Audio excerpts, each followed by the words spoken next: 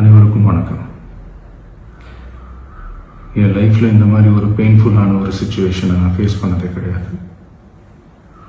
மனசு முழுக்க வலி வலி மட்டும்தான்.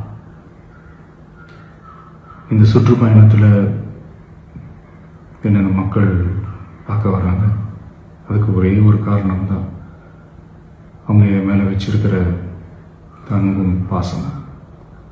அந்த அன்புக்கும் பாசத்துக்கும் நான் எப்பவும் கடமைப்பட்டிருக்கிறேன். அதனால தான் இந்த சுற்றுப்பயணத்தில் மற்ற எல்லா விஷயங்களையும் தாண்டி மக்களுடைய சேஃப்டி, அதில் எந்த காம்ப்ரமைஸும் பண்ணிடக்கூடாதுன்றதுக்காக தான் அது என் மனசில் ரொம்ப ஆழமாக இருக்கும் அந்த எண்ணம். அதனால தான் இந்த அரசியல் காரணங்கள் எல்லாத்தையும் தவிர்த்துட்டு ஒதுக்கி வச்சுட்டு மக்களுடைய சேஃப்டி மட்டும் மைண்டில் வச்சுக்கிட்டு அதுக்கான இடங்களை சூஸ் பண்ணுறது, அதுக்கான இடங்களை பார்த்து பெர்மிஷன் கேட்குறது, போலீஸ் டிபார்ட்மெண்ட்டில் அதை ரிக்வெஸ்ட் பண்ணி கேட்போம்.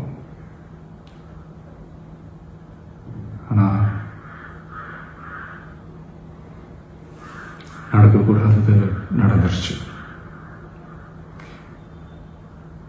ஆனால் மனுஷன் தானே, அந்த நேரத்தில் அத்தனை பேர் பாதிக்கப்பட்டு இருக்கும்போது எப்படி அந்த ஊரை விட்டுட்டு என்னால் கிளம்பி வர முடியும்? நான் திரும்ப அங்கே போகணும்னு இருந்துச்சுன்னா அதை ஒரு காரணம் காட்டி அங்கே வேறு சில பதட்டமான சுச்சுவேஷன்ஸ், வேறு சில அசம்பாவிதங்கள் அந்த மாதிரி எதுவும் நடந்துடக்கூடாதுன்றதுக்காக தான் நாங்கள் அவாய்ட் பண்ணோம்.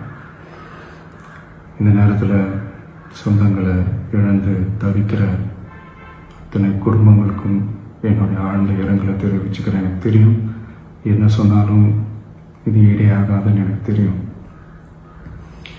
ஹாஸ்பிட்டலில் ட்ரீட் பண்ணிகிட்ருக்கிற எல்லாருமே சீக்கிரமாக க்யூர் ஆகி வரணுன்றது இந்த நேரத்தில் நான் வேண்டிக்கிறேன். கூடிய சீக்கிரமே உங்கள் எல்லாரையும் நான் சந்திக்கிறேன். இந்த நேரத்தில் எங்களுடைய வலிகளை, எங்களுடைய நிலைமையை புரிஞ்சுக்கிட்டு எங்களுக்காக பேசின அரசியல் கட்சிகளை சார்ந்த நண்பர்கள், தலைவர்கள் அனைவருக்கும் என்னுடைய நன்றியை தெரிவிச்சுக்கிறேன். கிட்டத்தட்ட ஒரு 5 மாவட்டத்துக்கு பிரச்சாரத்துக்கு போனோம். இந்த மாதிரி எதுவுமே நடக்கல. ஆனால் கரூரில் மட்டும் ஏன் எப்படி நடக்குது, எப்படி நடக்குது? மக்களுக்கு எல்லா உண்மையும் தெரியும். மக்கள் எல்லாத்தையும் பார்த்துக்கிட்டு இருக்கிறாங்க. கரூரை சேர்ந்த அந்த மக்கள் அந்த உண்மையெல்லாம் வெளியில் சொல்லும்போது எனக்கு கடவுளே நேரில் வந்து இறங்கி அந்த உண்மைகள்லாம் சொல்கிற மாதிரி எனக்கு தோணுச்சு. சீக்கிரமே எல்லா உண்மைகளும் வெளியில் வரும்.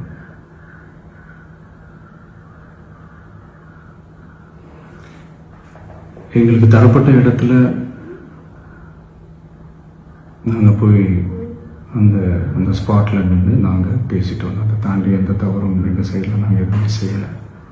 பட் இருந்தாலும் எங்கள் கட்சியை சேர்ந்த நிர்வாகிகள், தோழர்கள் மேலே எஃப்ஐஆர், அது மட்டும் இல்லை சோஷியல் மீடியாவை சேர்ந்த நண்பர்கள், தோழர்கள் அவங்க மேலே எஃப்ஐஆர்லாம் போட்டு இப்போ பிடிச்சிட்டு இருக்கிறாங்க.